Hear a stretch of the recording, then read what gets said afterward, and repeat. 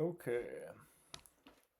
Well, hi everyone, welcome back, and hope you are having a great time. I was honestly slacking for a day or two because I was working part time somewhere and at a clinic to be specific, and I was feeling that I needed the rest. So now we can continue with what we were doing here. To be honest, I am thinking of sharing my personal experiences with you, but based on a recent book that I have been reading, War of Art, which is, uh, I am feeling like that would be some kind of a resistance thing to try to rationalize and explain it to you. So I would probably do that at a later time. Not that I don't feel like to do it right now, but because I feel that in order to avoid from finishing these two or actually three biology chapters that I badly need to finish, let's say kind of a procrastination that I am doing. So I hope to be able to do that later. So I will also write it down here for myself.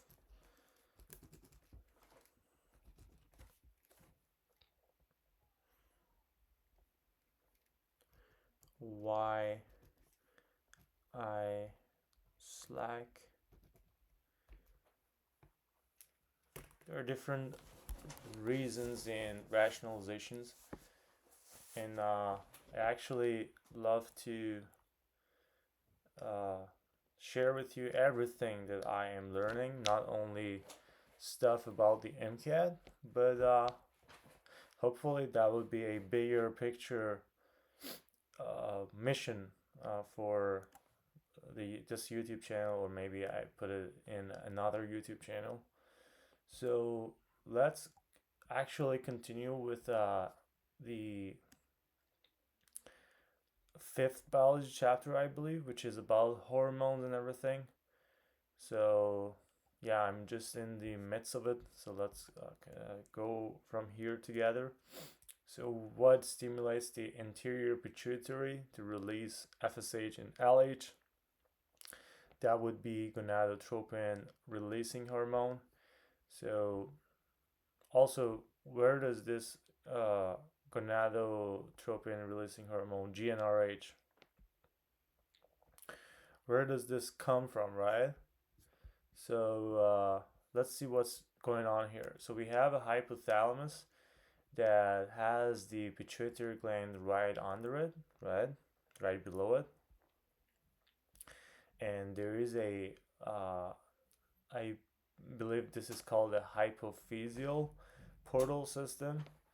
So anytime that we are talking about portals, it's about the capillary beds and the venules and arterioles that just are hanging there, right? And it's like a portal because it carries, it kind of it is the exchange uh, site for blood and whatever else is going on there, right? It's usually for hormones, right? Or yeah, like hormones affect that place, they're at play there. And there's also the exchange of, like all these molecules and proteins, or, peptides, or steroids or stuff like that. So yeah, it's a pretty crowded area, I would say. Everything's happening there. So it's mainly, however, for communication between our organs, right? They need to be aligned and organized together in order for everything to work out. Now, we have a neurosecretory cell that produces ADH and oxytocin. So these neurosecretory cells are extended from hypothalamus, and they go down to, you can see the posterior pituitary, as well as the portal system here, right? These neurosecretory cells produce hypothalamic releasing and hypothalamic inhibiting hormones. So surprisingly, yes, there's like the this is not a right and left section that we're looking at. This is not a so we need to know the anatomical planes as well, right? So I believe this is called a transsectional plane. So let's ask ChatGPT here, what are the anatomical planes? We have the sagittal plane. It divides the body into left and right portions. So this is not, so this plane from hypothalamus is cut in a from the slice is from up to down. So you are looking at the brain from the side, right? So we have a coronal plane. It divides the body into front and back portions. If the plane passes through the midline and divides the body into equal front and back halves, it's known as the mid-coronal. And we have a horizontal one, which is transverse plane, and it divides the body into upper and lower portions.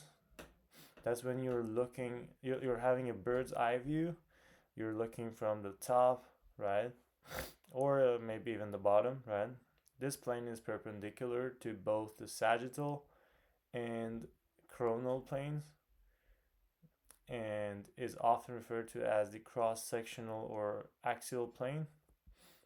So look, we have a three-dimensional space, right?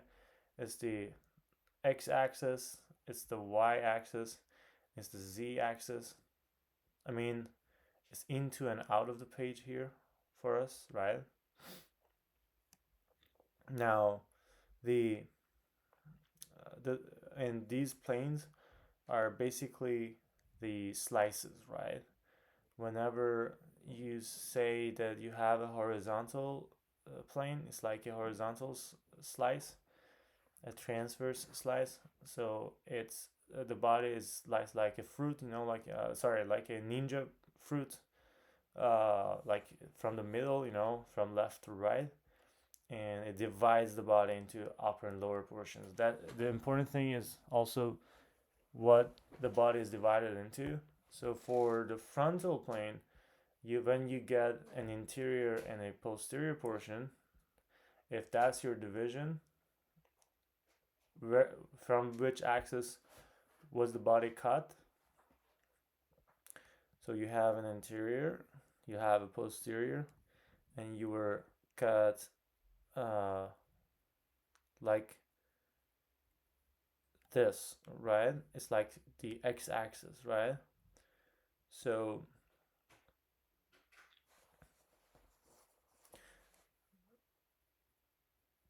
it would be like a cut from the up, from the top to bottom. So you would cut it like when you want to first slice an onion, for example, right? In the middle, right?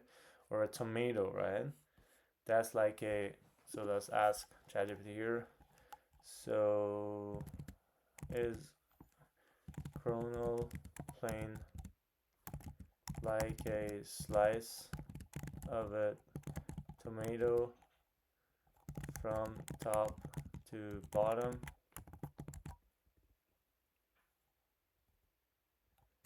and looking at it from the side. Yes, your analogy is a good way to conceptualize the coronal plane. Imagine a tomato and picture slicing it from top to bottom, so you end up with two halves, one representing the front interior and the other the back, the posterior. The resulting sections would be similar to what the coronal plane does when passing through the human body, dividing into front and back portions. This plane is also referred to as the frontal plane. Perpendicular. So all these planes are is each plane perpendicular to the other? Yes. And also, let's take a look. Anatomical planes. Here we go. So we have a coronal or frontal plane. So, but where we look at it from is also important, right? This is the median plane.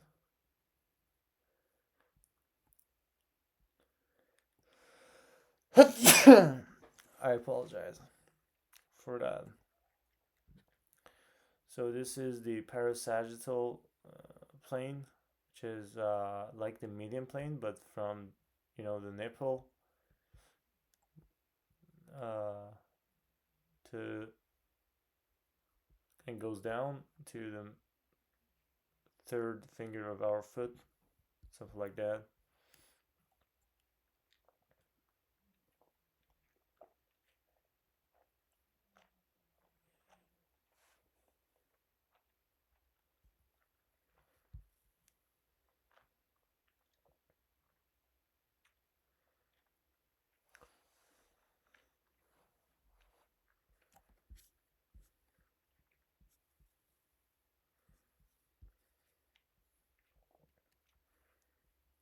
So this is the sagittal plane that we are looking at here. It's not a horizontal one. So it's the first one. It divides it into left and right portions. Why? Because you cut it from the top in the middle. You have a left and right. The other way around would be coronal or transverse.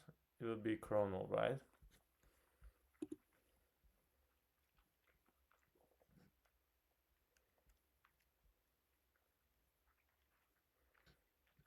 Mm-hmm. Exactly. And transverse is like that. Now having a sagittal cut plane gives us this picture. Now we finally get it. This is good. Going back at this. What is this one? Transverse, horizontal plane, axial. Then what is the yellow? We know that's the parasagittal. Again, this is the sagittal, right? The median plane, sagittal plane. Yeah, sagittal longitudinal plane. And there's also the coronal frontal plane. Amazing. Back at this. So we have so this is the posterior side and this is the anterior side. So the posterior, and they have a chiasm, right? They are crossing over. So the hypothalamus neurosecretory. So these are both neurons and they secrete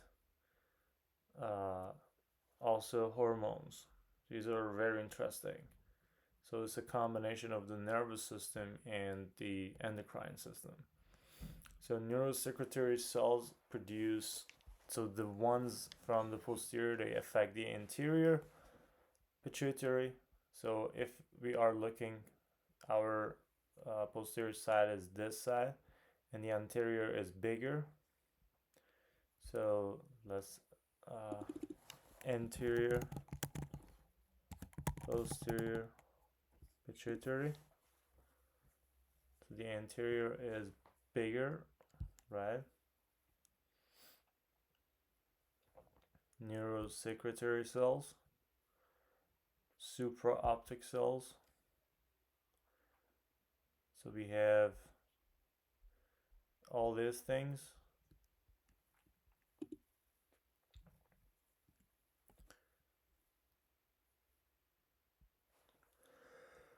So if this is the anterior, which is the bigger one, then the posterior neurosecretory cells produce hypothalamic releasing and hypothalamic inhibiting hormones. So they produce hormones actually, right? And they secrete it into this portal system, right? And the anterior neurosecretory cells, they produce ADH and oxytocin, right? Is there the, okay, the hormone list is not here, but we can take a look at it later.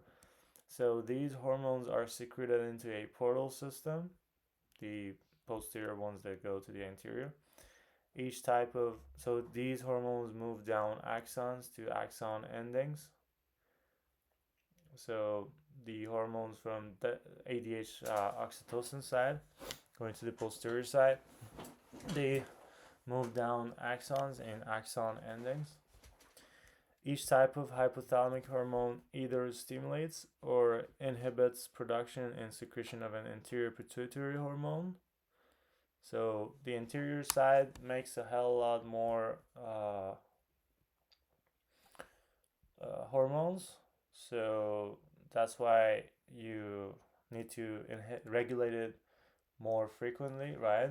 So you can see that the posterior side only has oxytocin and ADH.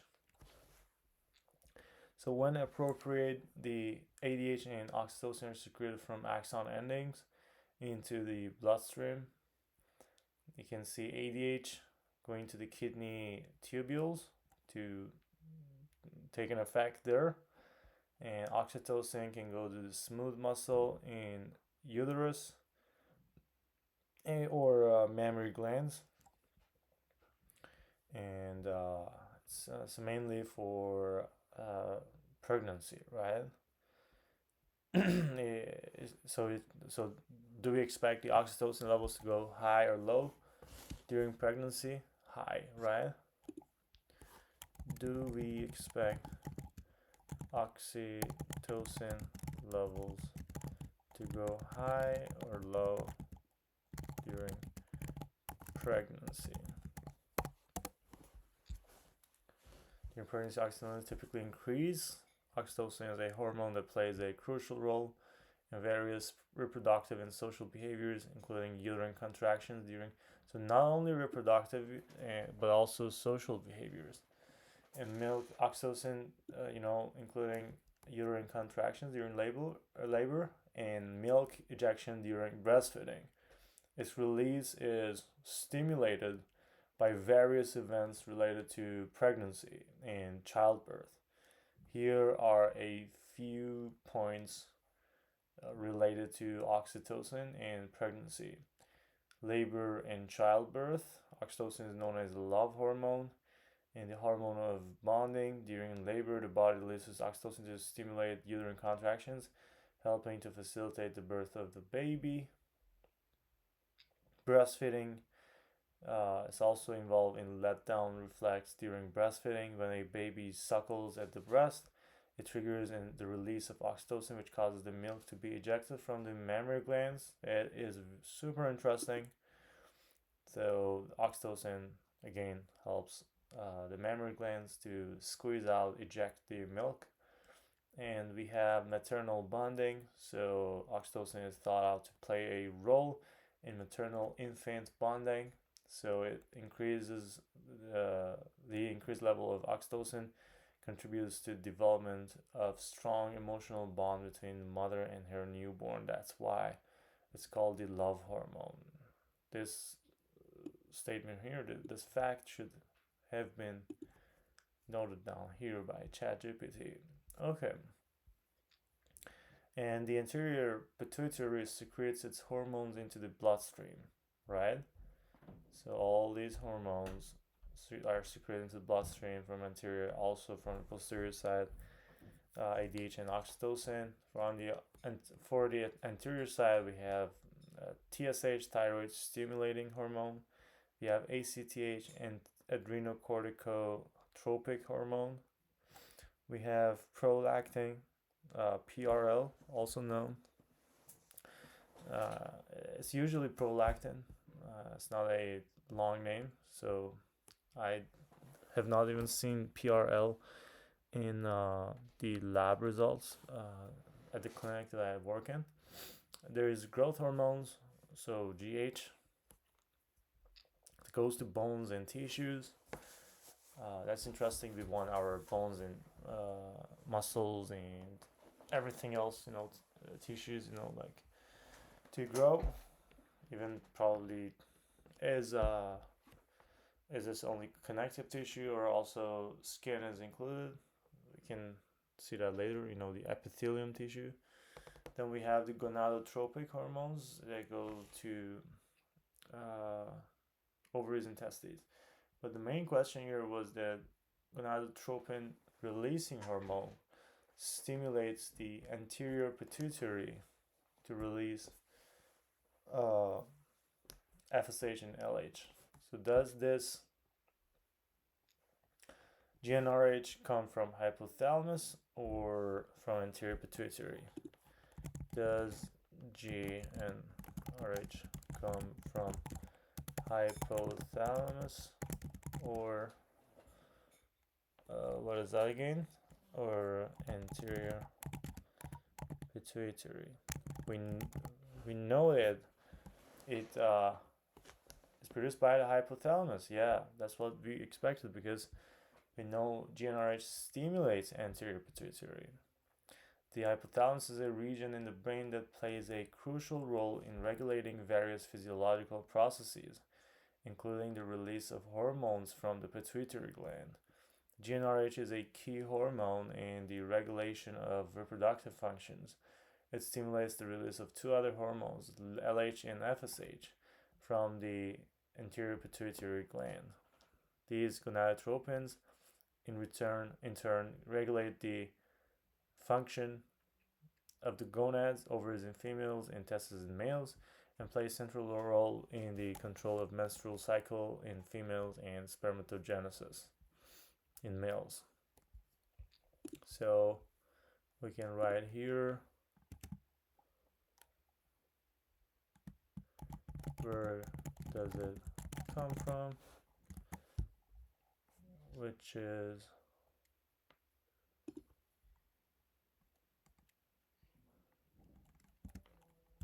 comes from hypothalamus. Nice. Is there anything else that we are missing? It goes to anterior pituitary. Nice. Wait, this should not be an answer. Is it the answer? Let's see.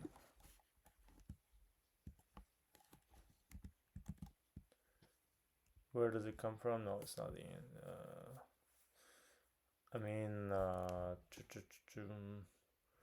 when we have GnRH release FSH, release of FSH and LH, where does it come from? It goes there, right? So let's see what we can do about it.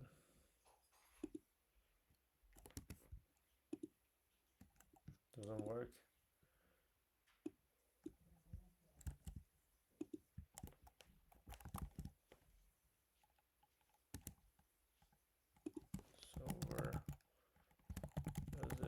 come from, and we make it like that. Let's see. Yes, now it's fixed. Cool. I'll give that something like this. A peptide hormone is a hormone that is actually not risky. Let's go with that. A peptide hormone is a hormone that, I mean, it's a peptide. It's not long lasting. Like I mean, it doesn't take long. Like it's water soluble mainly. That's what's important. It consists of amino acids. Water soluble. Yeah. So it consists of amino acids for sure. It's no shit, Sherlock, right? And it's water soluble. So the examples. Okay, we need examples, right? So what are the examples? Just examples.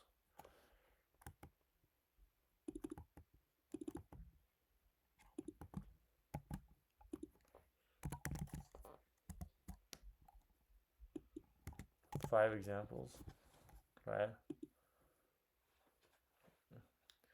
Insulin, glucagon together. There's also ADH and oxytocin from the posterior side of the pituitary, and the leptin. Let's see. What is leptin? That's for the stomach, right? Wait a sec. If you want leptin, I can provide. Leptin is a hormone produced by adipose fat cells that plays a key role in regulating energy balance and body weight. So our fat cells produce leptin, and they regulate energy balance and body weight.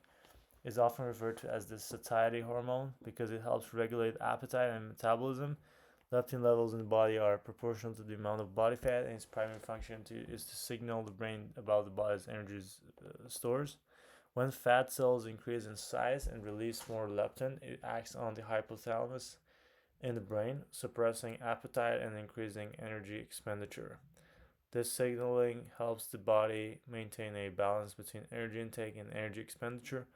In cases of obesity, there can be a condition called leptin resistance, where despite high levels of leptin, the body doesn't respond appropriately to the signal, leading to difficulties in regulating appetite and body weight.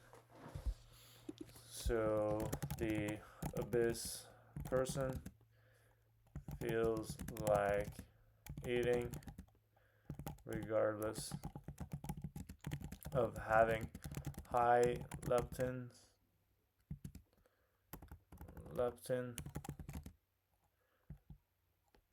which should signal for satiety.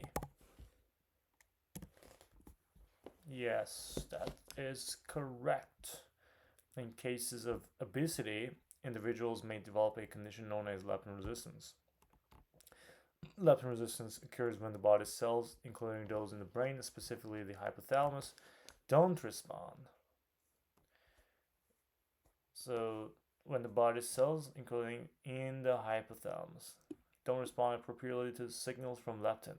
As a result, even though there are high levels of leptin circulating in the bloodstream, indicating abundant fat stores, the brain doesn't interpret the signal to reduce appetite and increase energy expenditure. Leptin is supposed to act as a signal to the brain, promoting a feeling of satiety and inducing the desire to eat. However, in leptin resistant individuals, the signaling pathway is disrupted and the normal appetite regulating mechanisms are compromised. This can contribute to overeating and difficulties in maintaining a healthy body weight.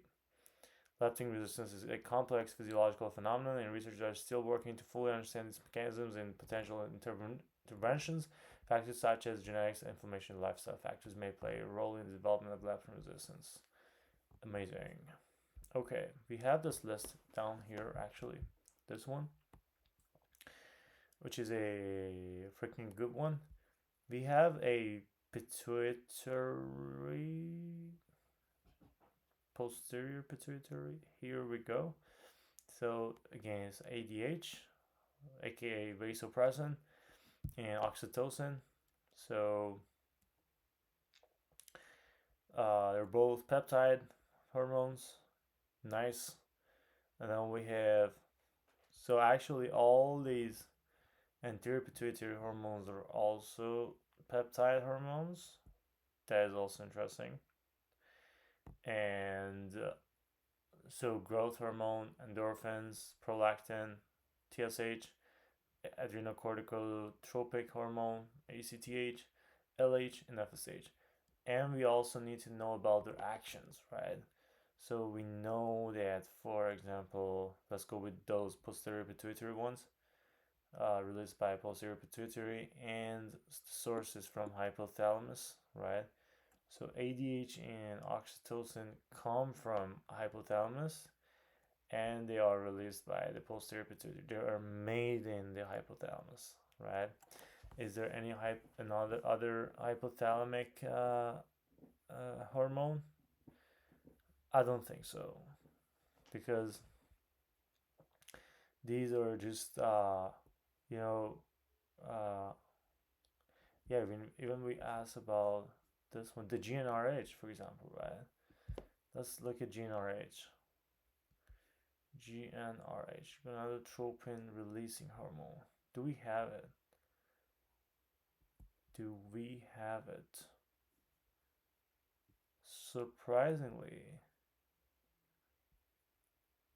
I don't think so, because we have testosterone and we have all these other hormones, but not that. So let's see. Let's look at the action. So we can. Let's actually. What hormones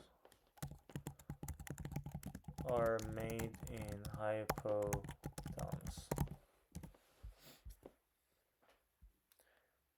GnRH, TRH, thyrotropin releasing hormone, corticotropin releasing, all these releasing hormones, growth hormone releasing hormone, GHRH, and somatostatin growth hormone.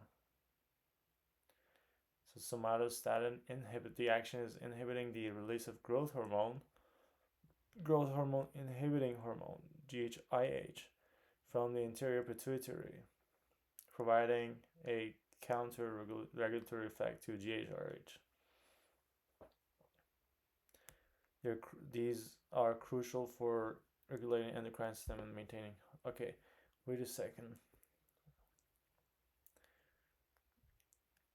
GnRH, TRH. Yeah, we don't have these releasing hormones here. So let me write it.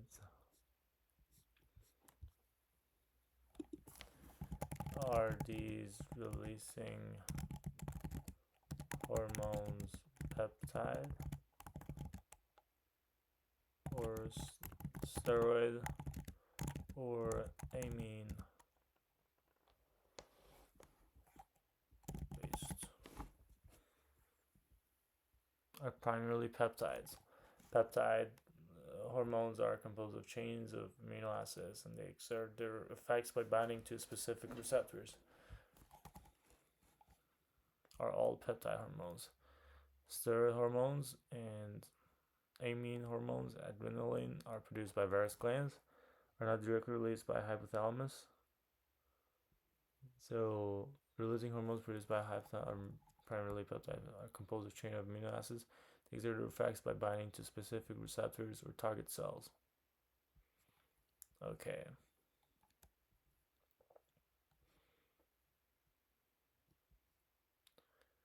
So peptide hormones bind receptors in cell membrane and transduce signal via the use of second messenger system, G protein coupled receptors, GPCRs. And steroids, they bind to intracellular receptors to change gene expression directly. Usually it's in the nucleus. They're willing to go that far, right, to take the steroids. Arnold loves it. I'm joking.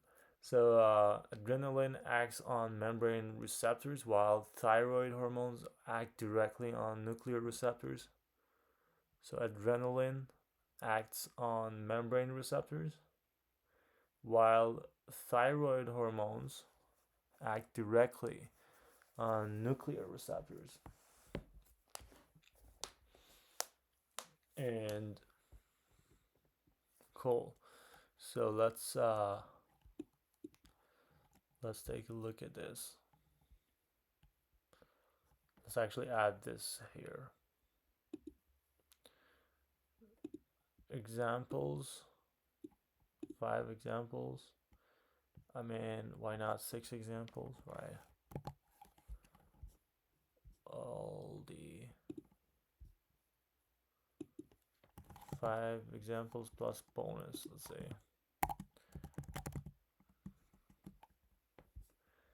So plus all the releasing hormones created in hypothalamus. Wait a second.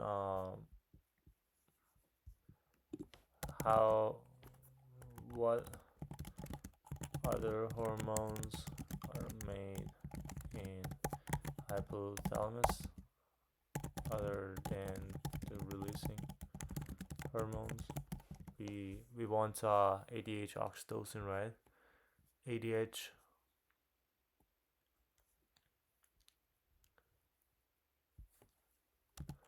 How about oxytocin? Is not produced by hypothalamus like ADH. How about one more? Let's go. How about, for example, insulin? So that's the wrong answer, right? Insulin is not produced by hypothalamus, instead by the pancreas beta cell, right? Uh, yeah, so that's good for now. So plus all the releasing hormones created in hypothalamus.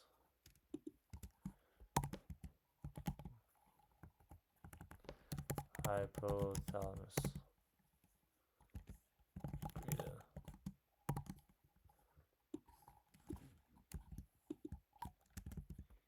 Amazing.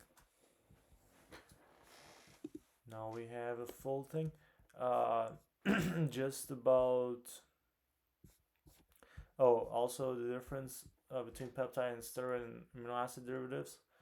So also the adrenaline acts. So adrenaline acts on membrane receptors, while thyroid hormones act directly on nuclear receptors. So you see the difference. Amino acid, like amine derivatives, they can, one of them, the adrenaline or epinephrine, also known as, effects on the membrane, so it acts like a peptide. But the thyroid hormones act like steroids. They're on the nuclear. Now the effects, often fast onset transient changes, transient changes in protein activity, though gene expression changes can occur. So, but for steroids, alterations in gene expression. What are we talking about here in gene expression? Gene expression is basically like making those proteins out of the genes, right? Slower onset but longer duration than peptide hormones. So steroid hormones have longer duration, maybe months, right? That's why we have hormone replacement therapy. And gastrin parathyroid hormone. Yeah, whatever that is. That is also a peptide hormone. But yeah. All these releasing hormones, GnRH, GHRH, growth hormone inhibiting hormone, GHIH, somatostatin, also known as somatostatin, right? Here, TRH, CRH, corticotropin releasing hormone, stimulates the release of adrenocorticotropic hormone, ACTH, from the anterior pituitary. which in turn stimulates the adrenal glands to produce cortisol, a stress hormone. So ACTH affects cortisol, goes to adrenal glands to make cortisol, which is a stress hormone. So let's also write it here. C, so GHRH, GHIH, somatostatin.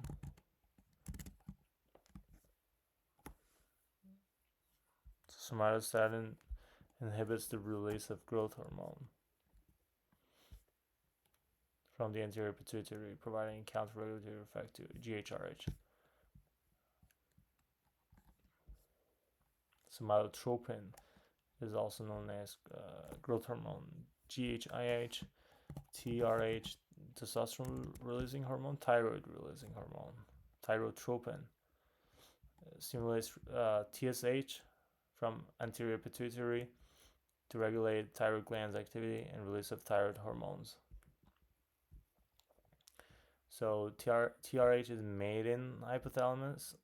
It goes to anterior pituitary to stimulate the release of TSH, and TSH then goes to the thyroid to stimulate the release of thyroid hormones. So this is thyrotropin releasing hormone.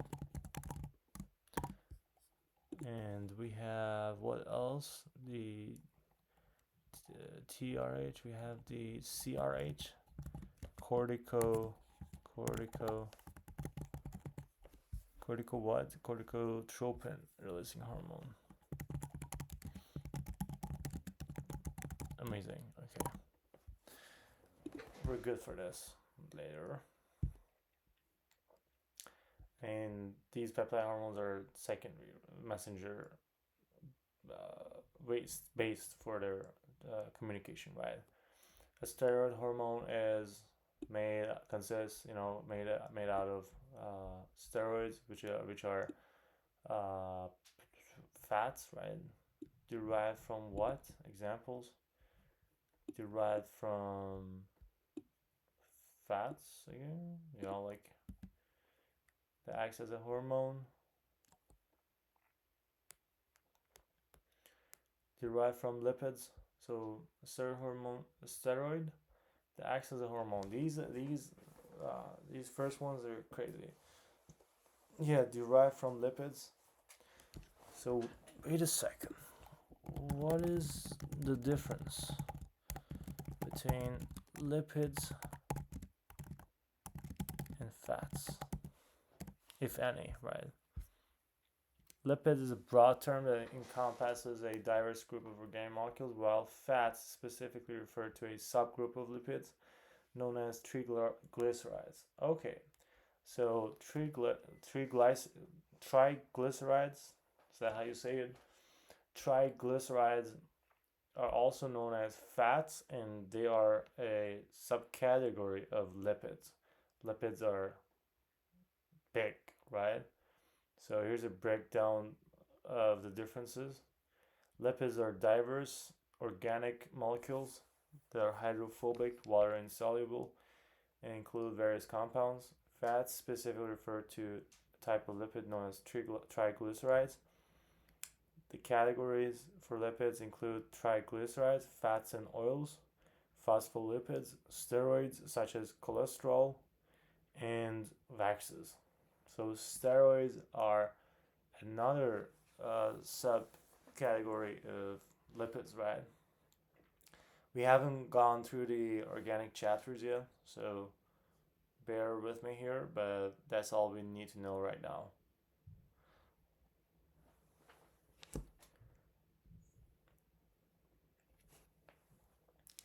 And then lipids serve various biological functions, including energy storage, structural components of cell membranes, insulation, and signaling molecules.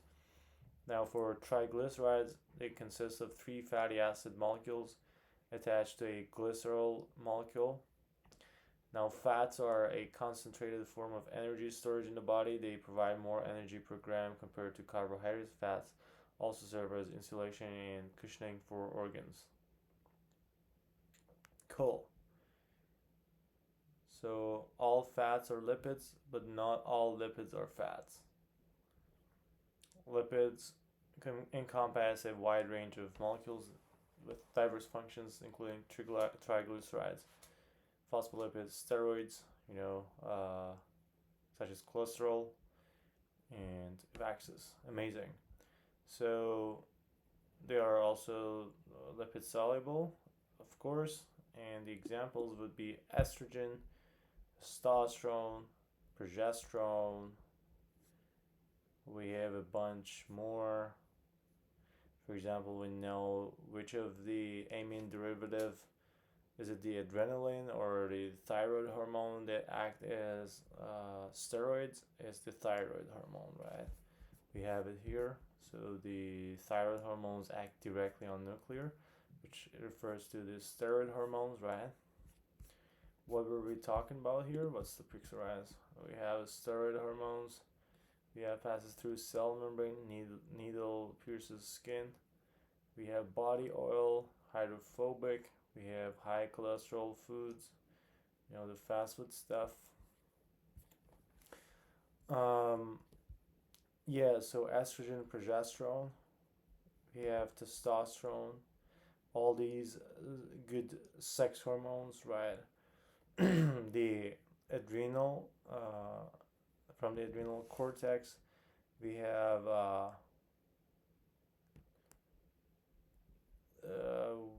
not from so epinephrine and norepinephrine, they are coming from adrenal medulla, from the inside of the kidney, but from the cortex we have cortisol and cortisone, glucocorticoids. We have aldosterone and cortisone. They're also steroid hormones, and that's about it. So, are there any other steroid hormones than estrogen, progesterone, testosterone? What else? We have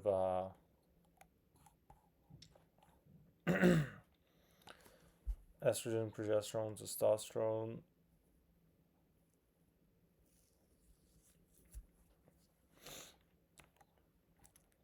Cortisol and so from adrenal cortex, cortisol and aldosterone.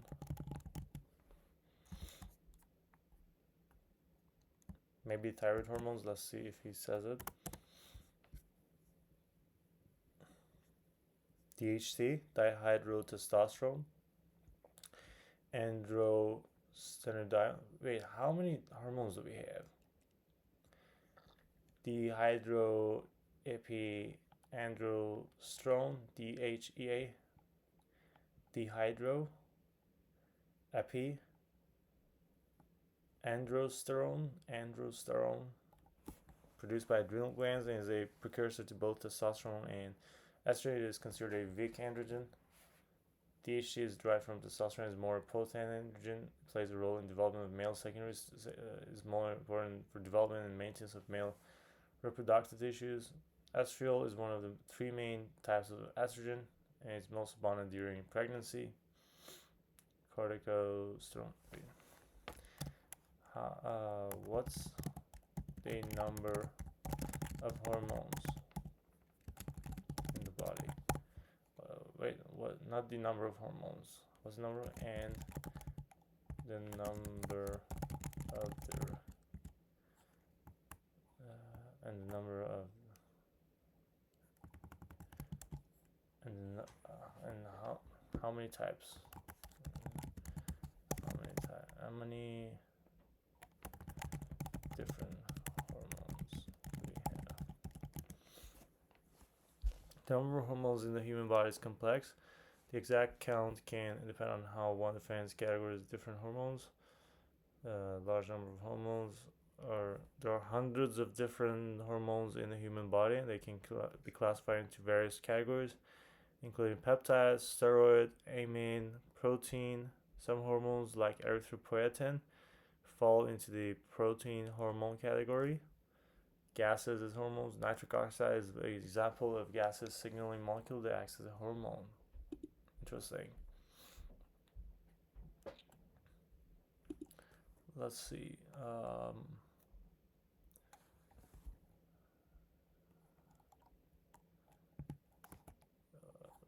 A refresher. Erythropoietin is the stem cell for RBCs. Is a hormone that plays a crucial role in the production of red blood cells in the bone marrow. However, it is not accurate to refer to EPO as the stem cell for RBCs. The process of red blood cell formation, known as erythropoiesis, involves several stages, and stem cells known as hematopoietic stem cells are the primary cells responsible for generating various blood cell types, including red blood cells. Hematopoietic stem cells have the ability to differentiate into more specialized cells, including erythrocyte, red blood cell precursors. EPO acts as a regulator or stimulator of erythropoiesis. When a body detects low levels of oxygen, such as in conditions like hypoxia, the kidneys release EPO. Erythropoietin, EPO. So it's just a hormone that plays a crucial role in the production of red blood cells, RBCs. You can see here that the steroid hormone easily surpasses the cell membrane. There is a steroid receptor, hormone receptor complex, which binds to sites on chromatin, activating mRNA transcription.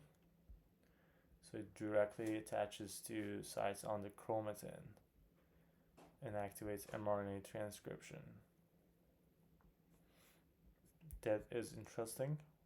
So it is synthesized in a series of reactions from cholesterol, but the peptide bonds are synthesized as prohormones, requiring further processing cleavage to activate, and the steroid hormones are released immediately. It's called constitutive secretion. However, the peptide hormones are stored in vesicles.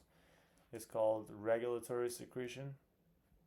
The steroid hormones are generally non-polar and require carrier proteins to travel in blood, but peptide hormones are mostly polar and water soluble and can travel freely in the blood, but then later on the peptide ones, they have to bind to receptors on the cell membrane.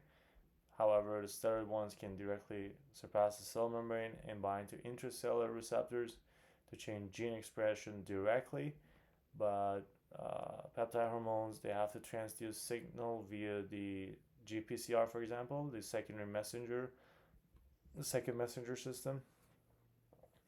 And the effects of steroid hormones is alterations in gene expression, but for peptides, it's fast onset transient changes in protein activity. So it's the activity of the protein, not the gene expression. Though gene expression changes can occur, so gene expression can also occur, but that's not the primary one. It's just the protein activity that we want to change with peptide hormones. Changing the conformation of the protein, and changing these shapes and active sites. So, for example, insulin can be more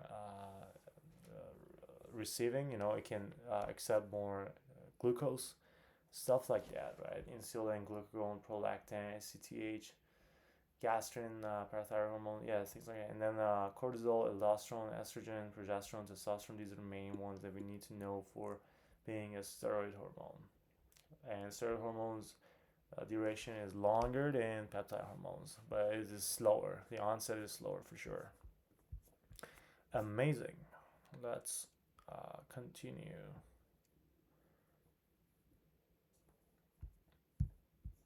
The amine hormones are thyroid, like amino acid derived from amino acids, and they are from thyroid. Relatively small hormones.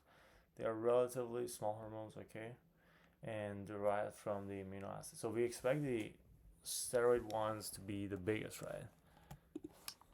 Are the steroid hormones the biggest in size, and then peptide,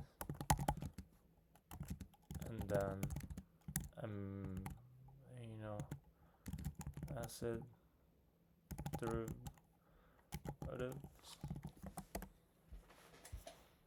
Yes, in terms of molecular size, steroids are the largest. Peptides are chains of amino acids, generally smaller than steroids. They can vary in size. Some peptide hormones are relatively short, like vasopressin, it's only few amino acids, while the others can be large, like growth hormone. And amino acid derivative hormones, they're just smaller compared to steroids and peptides, like catecholamines. So catechol is for it's honestly how I memorize catechol is the fact that uh,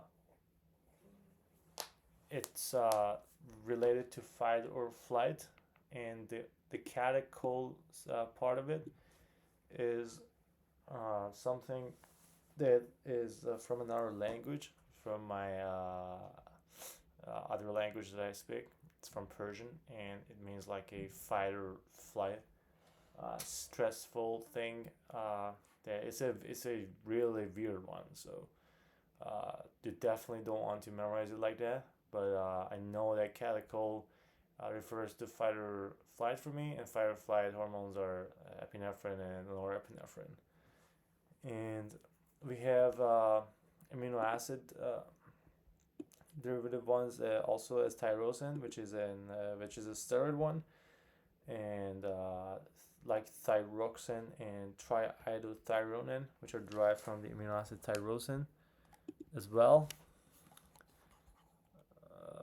Thyroxine is T3 and T4, right? T4 and triiodothyronine is T3. Yes, that's correct. What are T1 and T2? I know that T1 is for light spots and T2 is for darker spots. There isn't a widely recognized standard use of T1 versus specific thyroid hormone. The common thyroid hormones are.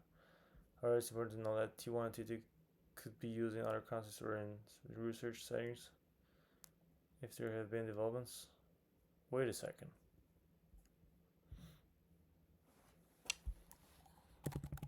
Then what is the T1 and T2 referred as light and dark spots respectively?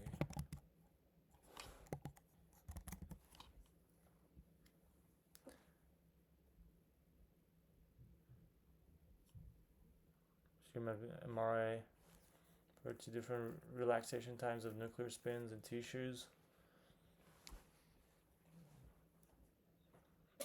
T1 is the time it takes for the nuclear spins to realign with the magnetic field after being disturbed. Tissues with different T1 values will have different signals. This can result in varying levels of brightness, light and dark. T2 is the time it takes for the... Okay, this is referring to the time, so I'm confused here. I need to know more about this. but is there a T1 and T2 from thyroid?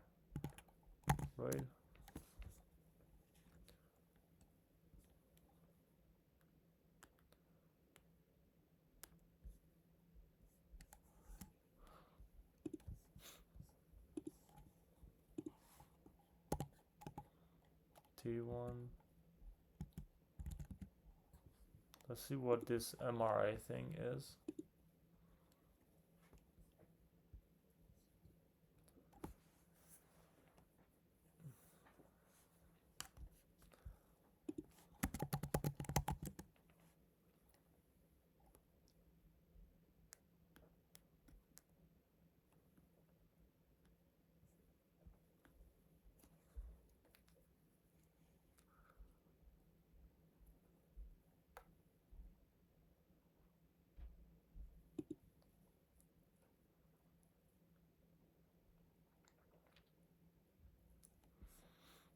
Hmm.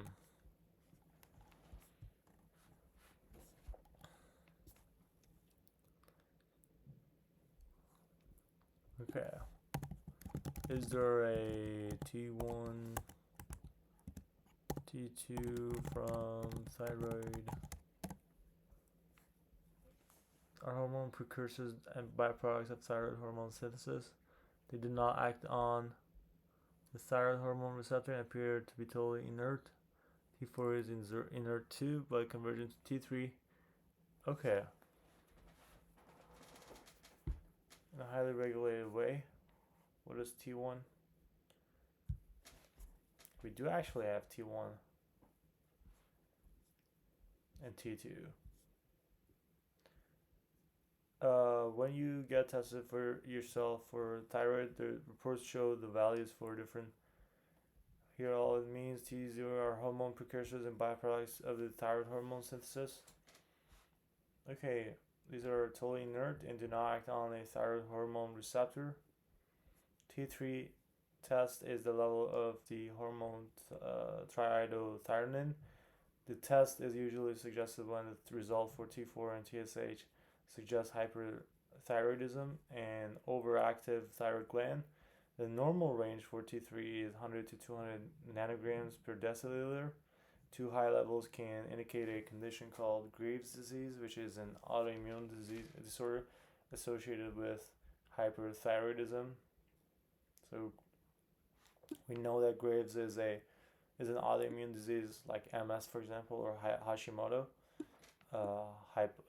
thyroiditis, and it's associated with hyperthyroidism. T4 and TSH. These are the two most common thyroid function tests and are usually advised together. T4 test is known as the thyroxine test. A high level of T4 indicates an overactive thyroid gland. So if your T4 is too high, we know you are hyperthyroid. The common symptoms include anxiety, unexplained weight loss, tremors, and diarrhea. Most T4 in your body is bound to protein, and a small amount of it is not, which is called the free T4. Free T4 is the form that is readily available for your body to use. Sometimes the free T4 level is checked along the T4 test. The TSH test measures level of TSH in your blood.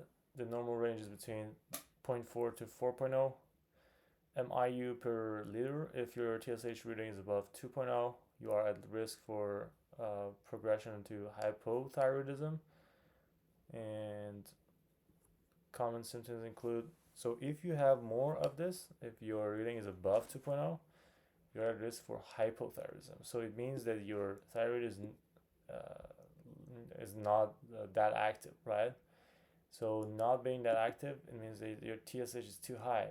Your TSH is just high because it's not stimulating your thyroid anymore. So if you have inactive thyroid, then you have weight gain, fatigue, depression, brittle nails and hair. Both T4 and TSH are tests performed routinely in newborn babies in a low functioning thyroid gland. If left untreated, it can cause development of problems. Okay, so we do have actually T1 and T2. So, but they are inert and not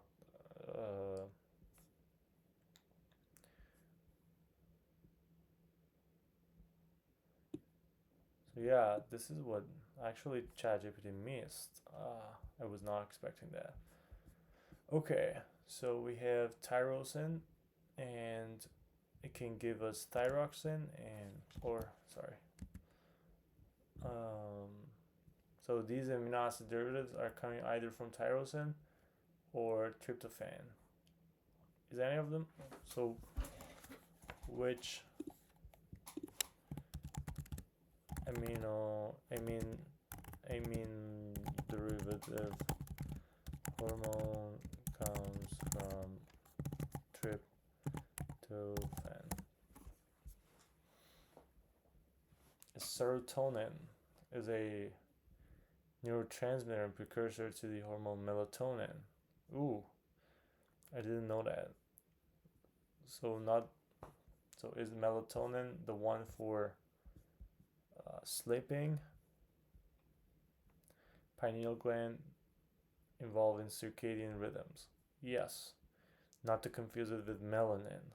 Melanin is in our skin, and for example, helps us from getting cancer by UV radiation, right? And the synthesis pathway starts with tryptophan, an essential amino acid obtained from the diet. So tryptophan is first converted to 5-HTP, 5-hydroxytryptophan, by the enzyme tryptophan hydroxylase. So hydroxylase, it attaches a hydroxy to tryptophan. 5-HTP is converted to serotonin, 5-hydroxytryptophan, tryptamine, by the enzyme L-amino acid decarboxylase. Decarbo, if you're removing a carboxylase. So it's a 5-hydroxytryptamine instead of tryptophan. So the N at the end replaced by amine. So when you are removing the carboxylic acid from it, it goes from the N, the double bond to O, and the OH goes to an amine. So you attach the nitrogen to it. So it's L-amino acid decarboxylase. So you have an amino acid attached to it. The L refers to all these amino acids in our body. They are in L formation, other than only cysteine, I believe that was. So that was we have L and S, right? L and R.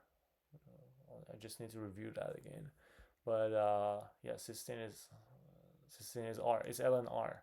So cysteine is R. So yeah, while serotonin primarily functions as a neurotransmitter in CNS, it plays a role in various physiological processes, including mood regulation, appetite, and sleep. Melatonin, another amine derivative hormone, is synthesized from serotonin. The conversion of serotonin to melatonin occurs mainly in the pineal gland and is regulated by the day-night cycle. Melatonin is involved in the regulation of circadian rhythms and sleep-wake cycles.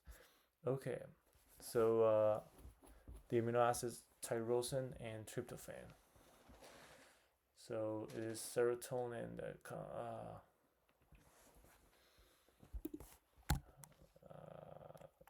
how about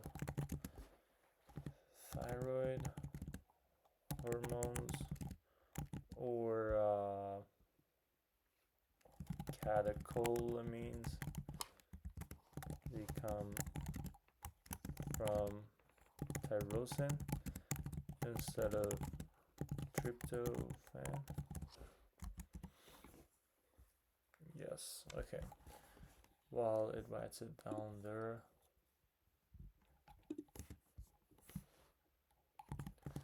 Tyrosine.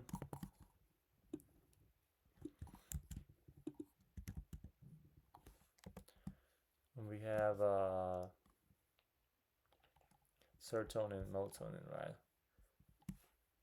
Serotonin, tryptophan.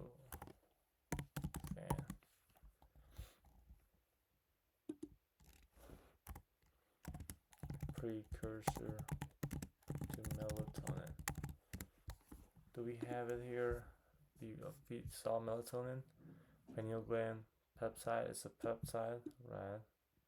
Not an amine, but do we have serotonin? Well, first serotonin is a neurotransmitter primarily, but yeah, nice.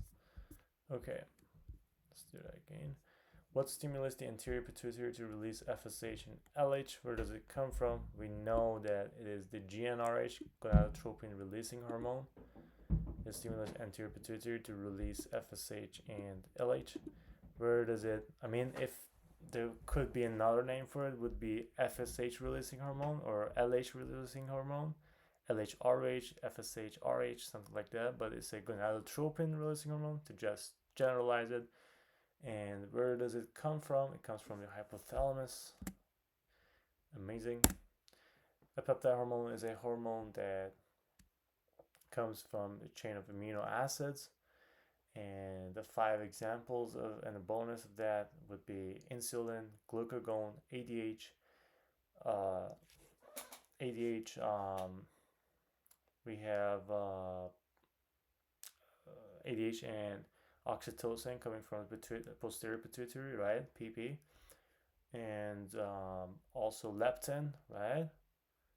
And there is only one left. So, however, this is interesting. So, our fat tissues, adipose tissues, they release leptin, and leptin is a peptide hormone.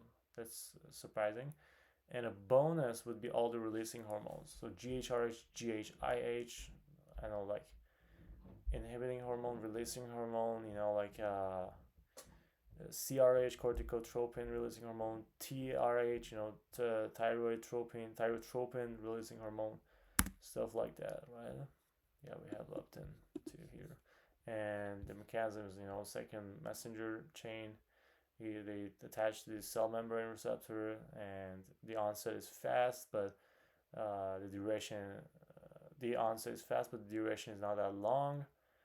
And yeah, and they can involve in gene expression, but they primarily affect on the protein activity. What is a membrane receptor that transfers a signal from outside the cell to the inside of the cell? I know, ligand, GPCR for sure. I mean, I'm stupid.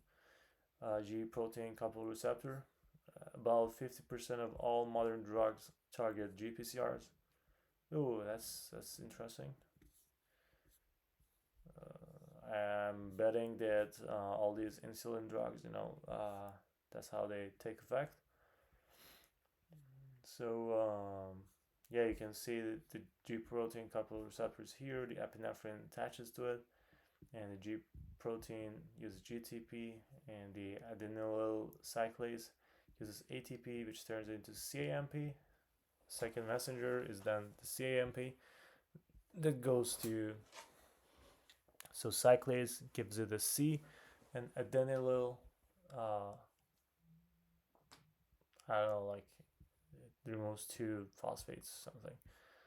And CAMP is the second messenger that goes to protein kinase A, and it either promotes or inhibits the synthesis of glycogen, or breakdown of inhibition of glycogen synthesis. So you can inhibit the creating of glycogen because you need that glucose to have your fight or flight for the stressful times, or you just need to break down glycogen, so you promote it because you need those amounts of glucose. Amazing. What is a membrane receptor that interacts with a special protein called a G protein? G protein coupled receptor. Again, interacts with a special protein called G protein. So the G protein interacts with the G protein coupled receptor. GPCRs are integral membrane proteins that possess what number of membrane spanning domains or transmembrane helices? There are integral membrane proteins that possess what number of membrane spanning domains? 7. Oh, I had seen this before. Definitely forgot about it. So GPCRs possess, they are integral membrane proteins for sure, and they possess 7 membrane spanning domains. They have 7 domains, or transmembrane helices.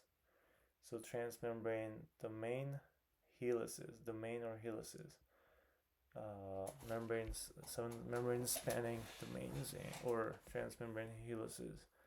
Agonist, like epinephrine, attaches here. And then we have a trimeric G protein. And there is a bark with the beta sign. Okay, that's good to know. So we'll do this again. Let me take a break here, and I'll be right back, guys.